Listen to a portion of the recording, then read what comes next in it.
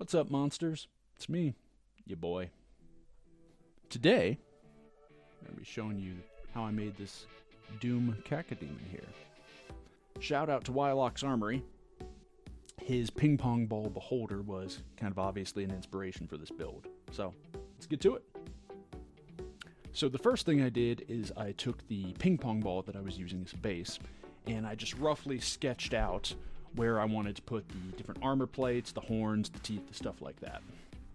Next thing I did after that was take an X-Acto knife and carefully cut out the area where the mouth was going to be. After that I cut some cardstock armor plating, trimmed its size, and just hot glued it onto the body. After I glued some cardboard plates on for the armor, I also did his major teeth, which were fork tines, and then I started filling the ping pong ball's cavity with a little bit of hot glue holding in a bunch of paper towel snip wraps. Here you can see all the rough work that I had done for shaping on him. I also made his arms out of pipe cleaners. I just melted the fuzz off with a lighter and then bent him to shape, applied a little bit of hot glue to strengthen it, and then after that I'm going to add some meat to it. I bulked out the outside shell with some more hot glue. I didn't worry too much about doing details at this point, just getting the mass shaped the way I wanted it. The majority of his teeth were toothpick tips. You can see me hot gluing them on here. I also decided to give him a forked tongue sticking out through the center. I thought that would be cool and demonic looking. His eye was just a wooden bead. I cut it in half and just glued it on where it was supposed to go. Now he's starting to come together, but you can tell there's obviously a lot of rough edges here, so I'm going to be smoothing those out. By the way, the red glitter is because I swapped to some colored hot glue sticks that I got. Just thought it would be fun and also make it a little bit easier to visualize what I was doing. Also, shows up a little bit better on camera. For his fingers, I took a piece of plastic tubing from dollar store Q-tips, and I stuck in the end of a toothpick for that as well to give him the nails. In this next step, I'm going to be smoothing out the rough edges on him and adding the skin texture. So basically what I do is I take a little bit of cheap dollar store super glue, put that on the area that I'm going to be working on, and then sprinkle on some baking soda.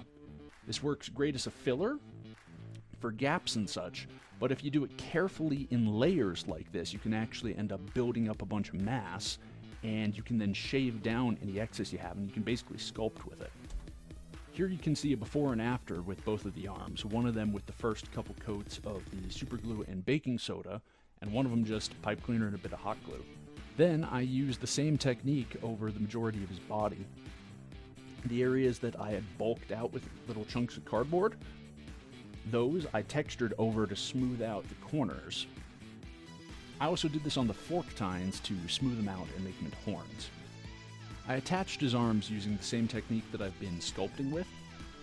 I just glued the pipe cleaners to the body and then started building up some extra muscle around that. With that done, it was time for a black magic base coat and get him ready for some speed painting. But first, I had to do a flight test. To figure out any details that I wanted to add beyond this, I decided to just do a real quick speed paint on some base colors. So here you can see one or two layers and a little bit of dry brushing, just enough to get an idea of what I want to do with the color scheme, and if there's any extra details I want to be adding. So I was debating a couple of different options for basing him, and at first I wanted to have him flying, so I tried little dollar store champagne margarita glass thingies. The problem with these is that as I was scoring them even, they started cracking and shattering. The next thing I tried was taking a yellow plastic see-through kazoo and applying some hot glue over it.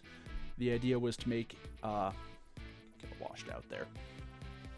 The idea was to make a pillar of pure argent energy that he was floating on, but that really didn't look great either. Obviously it's not painted or inked or anything, but it looked, that just doesn't look good. So ultimately what I decided to do was make his rear legs a little bit longer than I'd initially been thinking. This is why I didn't do them before basing him, and use those to help him stand up. And as you can see, it works pretty well.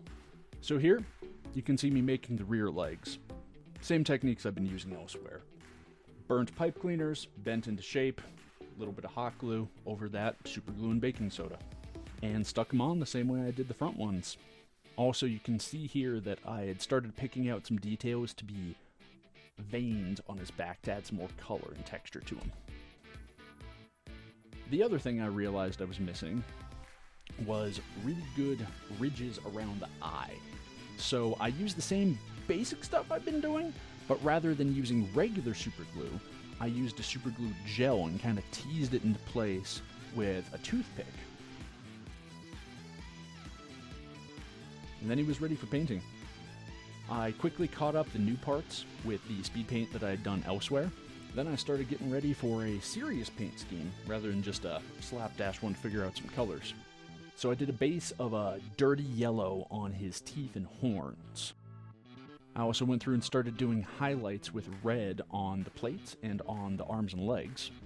For the skin, I tried stippling on a lighter brown. I figured this would give a better gradient effect and also make him look a bit more leathery. About 600 dots later, beyond this, really I just went back and forth doing more highlights and shadows. So I did some edge highlighting all the way up to an orange on a lot of his plates.